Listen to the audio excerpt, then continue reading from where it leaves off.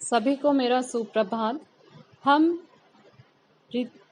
कवि वृंद द्वारा रचित वृंद विनोद सत्सई के चयनित अंशों का अध्ययन कर रहे थे, जिसके अंतर्गत हमने वृंद द्वारा लोकानुभव और लोक व्यवहार से अर्जित ज्ञान के आधार पर नीति सम्मत जो वचन कहे थे उनका हमने अध्ययन किया था और उसी क्रम को हम आगे बढ़ाएंगे।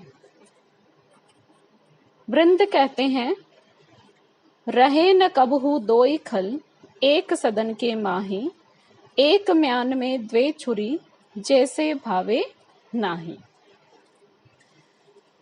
ये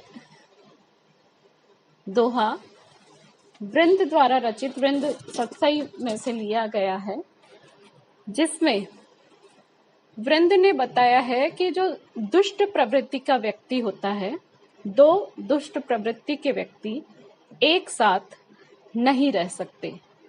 ये उनका नीति उपदेशात्मक कथन है, जो उन्होंने अपने अनुभवजन्य ज्ञान के आधार पर उसको उदाहरण के माध्यम से स्पष्ट किया है। रही न कबहू दोई खल, एक सदन के माही। वृंद कहते हैं कि एक ही घर में कभी भी दो दुष्ट प्रवृत्ति के व्यक्ति, दुष्ट स्वभाव के व्यक्ति एक साथ नहीं रह सकते। एक म्यान में द्वे छुरी, जैसे भावई नाही। कि जैसे एक ही म्यान में एक साथ दो छुरियां नहीं समा सकती, एक साथ नहीं रह सकती, उसी प्रकार एक ही घर में दो दुष्ट व्यक्ति नहीं रह सकते, क्योंकि छुरी जो है वो दो धारदार होती है। इसी तरह दुष्ट प्रवृत्ति के व्यक्ति जो होता है, उसका स्वभाव दुष्टतापूर्ण होता है, उसका आचरण भी दुष्टतापूर्ण होता है। तो दो समान दुष्ट प्रवृत्ति के व्यक्ति एक घर में नहीं रह सकते। यह एक म्यान में दो तलवार नहीं रह सकती, ये लोकोक्ति है, जिसका यहाँ पर अलग तरह से वृंद के द्वारा प्रस्तुत किया गया है। इसमें अनुप्रास और उदाहरण अलंकार है, दोहा छंद है और ब्रज भाषा है। अगला है, गहन तत्व ज्ञानी पुरुष, बात विचारी विचारी, मथनी हार तजी छाछ को, माखन लेत निकारे। इसमें जो ज्ञानी व्यक्ति है, विद्वान व्यक्ति, किस प्रकार बहुत सारी बातों के मध्य में से जो तत्वपूर्ण महत्वपूर्ण सार की बात होती है, उसको चिंतन मनन करके ग्रहण कर लेता है, बाकी सबको त्याग देता है। इसे उसके इस स्वभाव को वृंद के द्वारा यहाँ दर्शाया गया है। वृंद कहते हैं, गहन तत्व ज्ञानी पुरुष, बात विचारी विचारी। कि ज्ञानी व्यक्ति प्रत्येक बात को भली प्रकार से उस पर सोच विचार करके चिंतन मनन करने के उपरांत उसमें से जो तत्व की बात होती है, जो सारपूर्ण बात होती है, उसे स्वीकार करता है, उसे जीवन में उतारता है और ग्रहण करता है। आगे एक उदाहरण से इस बात को स्पष्ट करते हुए वृंद कहते हैं, मथनी हार तजी छाछ को, माखन लेत निखारी। कि जैसे मथनी हार अर्थात छाछ को मथने वाला, दही को मथ करके छाछ बनाने वाला जो होता है, वो मथनीहार छाछ मिलने वाला पहले खूब दही को लेकर के उसे भली प्रकार से मथता है, और फिर जब दही मथने पर छाछ बनती है, उस छाछ को छोड़ देता है और उस छाछ के ऊपर तैरता हुआ जो मक्खन है, उस मक्खन को निकाल लेता है। यह वृंद की एक मौलिक उक्ति है, जिसमें उन्होंने सारपूर्ण तथ्यपूर्ण बातों को ग्रहण करने और जो त्याज्य बात है उसको ज्ञानी या विद्वान व्यक्ति द्वारा त्याग देने का के विषय में बताया है। इसमें अनुप्रास, वीप्सा, दृष्टांत आदि अलंकारों का प्रयोग हुआ है। भाषा पूर्व की भांति ही ब्रज भाषा है और दोहा छंद है। अगला है विद्या लक्ष्मी पुरुष पे होय नहीं इक ठाई, नाहिन सुख द्वे सीति में पिए पे एक ही जाए। कि ये लोक प्रसिद्ध उक्ति है कि लक्ष्मी और सरस्वती का वास एक साथ नहीं हो सकता। इसी को वृंद ने यहाँ पर बताया है कि विद्या और धन का परस्पर बैर होता है, विरोध होता है, दोनों एक साथ नहीं रह सकते। वृंद कहते हैं विद्या लक्ष्मी पुरुष पे होय नहीं इक ठाई, कि एक व्यक्ति के पास एक ही समय में विद्या अर्थात सरस्वती और धन अर्थात लक्ष्मी का निवास नहीं हो सकता, क्योंकि इसमें यह भाव दर्शाया गया है वृंद के द्वारा कि सरस्वती और लक्ष्मी में परस्पर ईर्ष्या का भाव होता है। इसके कारण जिसके पास विद्या अर्थात सरस्वती होती है उसके पास लक्ष्मी अर्थात धन संपत्ति नहीं हो सकती, और जिसके पास धन संपत्ति होती है उसके पास विद्या नहीं हो सकती, क्योंकि दोनों के मध्य ईर्ष्या का और सोतिया डाह होता है। इसी बात को आगे स्पष्ट करते हुए वृंद उदाहरण से समझाते हैं। नाहिन सुख द्वे सीति में पिए पे एक ही जाए, कि जैसे एक प्रियतम के पास एक साथ दो पत्नियां सुखपूर्ण निवास नहीं कर सकती, क्योंकि उन दोनों में से एक समय में अपने प्रियतम के पास एक ही रह सकती है और उससे उसको सुख की प्राप्ति हो सकती है। जिस प्रकार सामान्य स्त्रियों में सोतिया डाह होता है और सौतन की उपस्थिति उसे कष्ट प्रदान करती है, इसलिए एक का ही व्यक्ति के पास एक का ही सुख सामीप्य लाभ सुखदायक रहता है। इसमें दो परस्पर विरोधी स्थितियां विद्या और लक्ष्मी की बात वृंद के द्वारा कही गई है। इसकी भाषा ब्रज भाषा है। अनुप्रास, रूपक, दृष्टांत आदि अलंकारों का प्रयोग हुआ है और दोहा छंद है। अगला है जो जैसे तिहि तैसिये करिए नीति प्रकाश, काठ कठिन भैदई भ्रमर मृदु अरविंद निवास। वृंद ने इसमें नीति सम्मत बात कही है कि शठम शाठ्यम समाचरित, जैसे को तैसा, कि जिसका जैसा व्यवहार होता है, जिसका जैसा स्वभाव होता है, उसके साथ वैसा ही व्यवहार हमें करना होता है। वृंद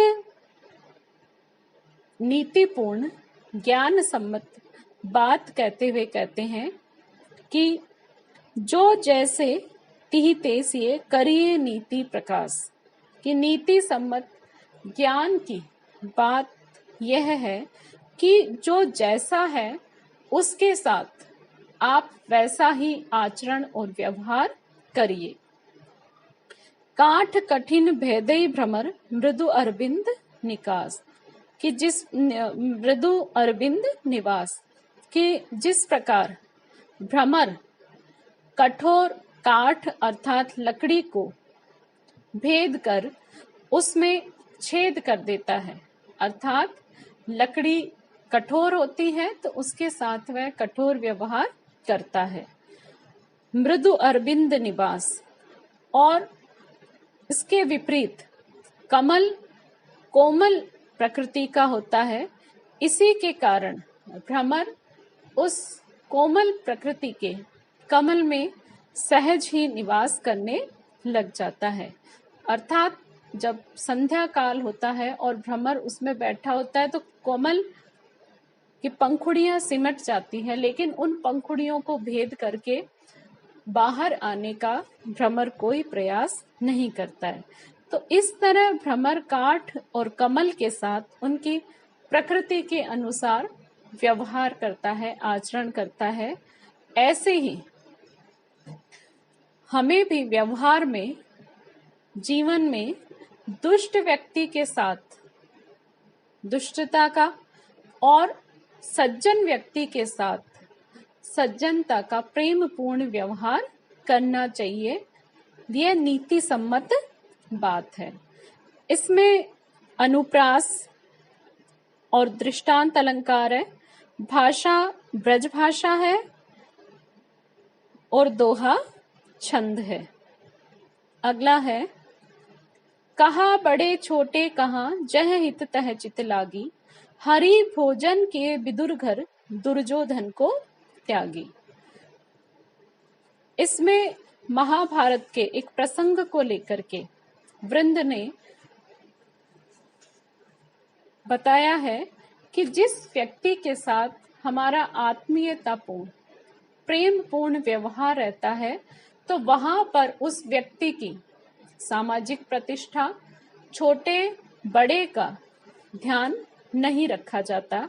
वृंद कहते हैं, कहा बड़े छोटे कहा जह हित तह चित लागी, कि चाहे कोई छोटा हो या बड़ा हो, छोटे और बड़े से तात्पर्य या वैसे भी हो सकता है और उसकी सामाजिक प्रतिष्ठा, पद, शक्ति, सामर्थ्य, ऐश्वर्य के आधार पर भी हो सकता है। जह हित तह चित लागी, कि जहां जिस व्यक्ति को अपना भला होता हुआ लगता है वहीं उसका मन जुड़ जाता है, अर्थात वह उसका आत्मीय और प्रेमी बन जाता है। जिसके साथ हमारे आत्मिक संबंध होते हैं, प्रेम पूर्ण संबंध होते हैं, वृंद कहते हैं वहां पर छोटे बड़े का विचार नहीं किया जाता है। हरि भोजन किए विदुर घर दुर्योधन को त्यागी, कि जैसे महाभारत का एक प्रसंग है उसका उदाहरण यहाँ पर दिया है कि जैसे भगवान श्री कृष्ण ने कुरुवंश के युवराज दुर्योधन के आतिथ्य को अस्वीकार करके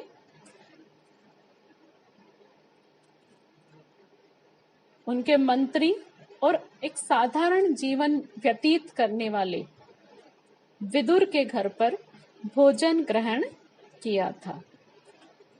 एक बात ये और है कि दुर्योधन हस्तिनापुर का युवराज होने के साथ साथ भगवान कृष्ण का समधी भी था, लेकिन विदुर जो थे वो कृष्ण के प्रति अतिशय प्रेम भाव रखते थे और दुर्योधन कृष्ण के प्रति घृणा का, ईर्ष्या का, द्वेष का भाव रखता था। तो दुर्योधन सामाजिक प्रतिष्ठा की दृष्टि से बड़ा व्यक्ति था और विदुर उसकी अपेक्षा साधारण थे, लेकिन विदुर भगवान के अनन्य भक्त और परम विद्वान थे, अत्यंत ज्ञानी व्यक्ति थे। इसी कारण भगवान श्री कृष्ण ने दुर्योधन के आतिथ्य को अस्वीकार कर विदुर के यहाँ पर साधारण भोजन को भी सहर्ष स्वीकार किया, क्योंकि उस भोजन में और उस आतिथ्य में छल कपट या अपने स्वार्थ की सिद्धि की भावना नहीं थी, बल्कि विदुर और उनकी पत्नी के का प्रेम पूर्ण और भक्ति भाव का व्यवहार था। तो यहाँ इस दोहे में वृंद ने महाभारत के इस प्रसंग के माध्यम से मित्रता और आत्मीयता के निर्वहन के लिए प्रेम की महत्ता सरलता और आत्मीयता को के महत्व को इंगित किया है। इसमें अनुप्रास और दृष्टांत अलंकार है, भाषा ब्रजभाषा ही है और दोहा छंद है। अगला है, मूरख को हिम के वचन सुनी उपजतु है को, सांप ही दूध पिबाए जो केवल पिस ओ। वृंद कहते हैं कि जो मूर्ख व्यक्ति होता है वह अगर उसको उसके हित की, आप उसके हितैषी बन करके उसके हित की, उसके मंगल की, उसके कल्याण की कोई बात कहते हैं तो मूर्ख व्यक्ति आपसे पर क्रोध करेगा, उस बात के और आपके भाव को महत्व प्रदान नहीं करेगा। इसी को स्पष्ट करते हुए वे कहते हैं, मूर्ख को हिम के वचन सुनी उपजत है को, कि जो मूर्ख व्यक्ति होता है उसको उसके हितकारी, उसके मंगल के कल्याणकारी जो वचन अगर किसी विद्वान के द्वारा कहे जाते हैं तो वह मूर्ख व्यक्ति स्वयं को समझदार और ज्ञानी समझते हुए उसके बात को महत्व नहीं देता और बल्कि उसके ऊपर वह क्रोध करता है। सांप ही दूध पिबाए जो केवल विष ओ। एक उदाहरण से के माध्यम से इस बात को स्पष्ट करते हुए वृंद कहते हैं कि जिस प्रकार सांप को हम बार बार दूध पिलाएं फिर भी उस सांप के मुंह में विष ही बढ़ता है, दूध का स्वभाव वह ग्रहण नहीं कर पाता है। इसी तरह सांप और मूर्ख व्यक्ति के व्यवहार में, आचरण में, स्वभाव में पर्याप्त साम्य होता है। दोनों ही हित साधक के प्रति दुर्व्यवहार करते हैं, क्रोधपूर्ण आचरण करते हैं। इसमें अनुप्रास और उदाहरण अलंकार है, भाषा ब्रजभाषा है और दोहा छंद है। अगला है, इक मांगे मांगे ही लहे, मांगे एक लहेन, घन जल सर सरिता भरे, चातक चोंच भरे। कि इस संसार में जो याचक व्यक्ति होता है उस याचना करने वाले व्यक्ति को पर्याप्त दान नहीं मिलता और जो अयाचक होता है, कुछ नहीं मांगता, उसको भरपूर दान मिलता है। इसकी बात यहाँ पर कही गई है। वृंद कहते हैं, इक बिन मांगे ही लहे, कि इस संसार में किसी को तो याचना किए बिना ही, बिना मांगे ही उसका इच्छित मन चाहा मिल जाता है। मांगे एक लहे, और परंतु दूसरा जो याचक है बार बार किसी वस्तु के लिए याचना कर रहा है फिर भी उसको कुछ नहीं मिलता है। घन जल सर सरिता भरई, चातक चोंच भरई। कि जिस प्रकार बादलों के वर्षा करने से सरोवर और नदियां जल से परिपूर्ण हो जाती है, परंतु स्वाति जल की याचना करने वाले चातक पक्षी को प्यास बुझाने के लिए थोड़ा सा भी जल नहीं मिलता और वह प्यासा ही रह जाता है। तो इसमें एक कहावत है, बिन मांगे मोती मिले, मांगे मिले न भीख।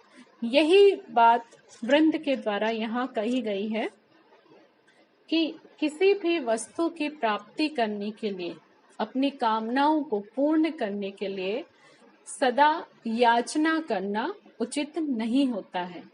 याचक बनने से हमारे कार्य सिद्ध नहीं हो पाते हैं। अनुप्रास और दृष्टांत अलंकार है, भाषा ब्रजभाषा है और दोहा छंद है। भले बुरे सब एक से, जोलो बोलत नाही, जान परत है काक पिक, ऋतु बसंत के माही। वृंद ने इसमें बहुत नीति संगत, बहुत महत्वपूर्ण बात कही है। जो उन्होंने लोकानुभव से ज्ञान अर्जित किया था, उसको यहाँ उन्होंने अभिव्यक्ति प्रदान की है कि जब तक कोई व्यक्ति समान शक्ल सूरत का जो होता है, जब तक हमारे साथ व्यवहार नहीं करता, उससे हमारा संवाद नहीं होता, तब तक उसके भले या बुरे होने का हमें पता नहीं चलता है। भले बुरे सब एक से, जोलो बोलत नाही। वृंद कहते हैं कि इस संसार में कौन भला है और कौन बुरा, इसका ऊपर ऊपर से उसको देखने पर हम उसका पता नहीं चला पाते। जब तक उस व्यक्ति से हमारा पाला नहीं पड़ता, उससे हमारा कोई संवाद नहीं होता, व्यवहार नहीं होता, तब तक भले और बुरे का पता नहीं चलता है। सब एक समान ही लगते हैं। जान परत हुए काक पिक, ऋतु बसंत के माही। जिस प्रकार वसंत ऋतु में कौवा और कोयल दोनों ही रंग रूप में एक से ही प्रतीत होते हैं साधारणतया दूर से देखने पर, लेकिन इनका वसंत ऋतु का जब आगमन होता है, तब कौवे और कोयल का अंतर हमें ज्ञात होता है। क्योंकि कौवा बोलता है तो उसकी ध्वनि कर्कश होती है, और कोयल जब बोलती है तो उसकी ध्वनि मिठास होती है, वह कानों को कर्णप्रिय होती है, सुमधुर होती है। तो यहाँ पर वृंद ने व्यवहार करने से भले और बुरे की प्रतीति होती है, इसको स्पष्ट किया है। और दृष्टांत अलंकार है, भाषा ब्रज भाषा है, और दोहा छंद है।